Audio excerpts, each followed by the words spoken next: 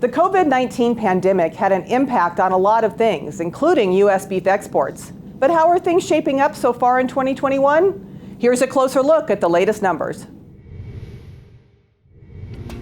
The latest report from the USDA shows U.S. beef exports totaled just over 105,000 metric tons in January, down 2% from a year ago. The value of those sales was down 3%, totaling $653 million for the month.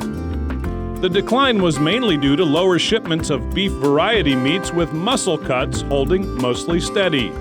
Bright spots so far this year include South Korea, where the volume and value of U.S. beef exports are both up 20% or more, totaling over $158 million for the month of January.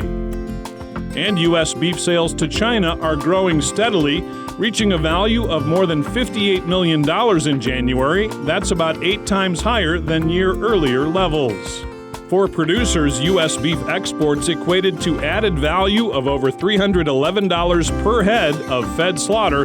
That's up 3% from a year ago, and exports took over 13% of total U.S. beef production. The top foreign markets for U.S. beef by volume are Japan, South Korea, and Mexico. So what are some of the factors that could impact U.S. beef export demand for the rest of the year?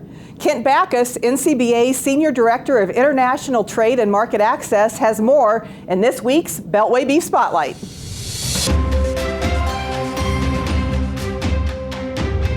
Well, 2020 was a great year for us in spite of COVID, and most of that was due to strong foreign demand in the Asian markets. At the end of 2020, our export sales totaled $7.6 billion, with our top markets continuing to be Japan, Korea, Canada, Mexico, and of course, China. That strong Asian demand is complemented now because we have trade agreements that removed a lot of tariff and non-tariff barriers that really prevented us from capitalizing on demand in those key markets. First and foremost, Japan. Because of the U.S.-Japan deal, we now are on a level playing field. We have the same tariff rate as all of our competitors, and that really puts us at an advantage because that high-quality beef is something that Japanese consumers really want more of.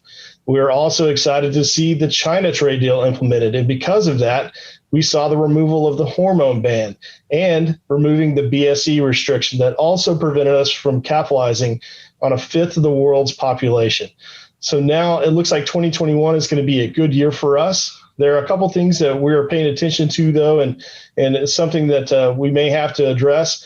And first and foremost on that would be the fact that we did such a great job selling beef in Japan that we actually triggered a safeguard tariff. So unfortunately, through mid-April, our tariff rate will kick back up to 38.5%.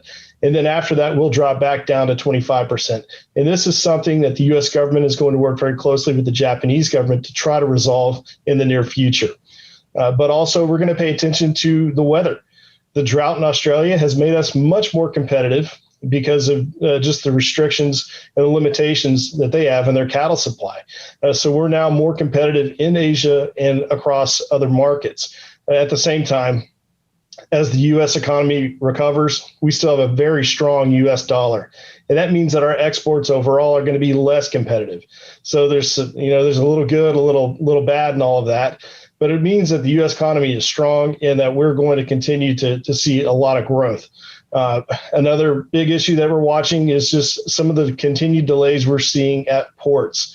It's important that we're able to get our products out of these ports, especially on the West Coast of the United States, so that we can meet a lot of that Asia demand.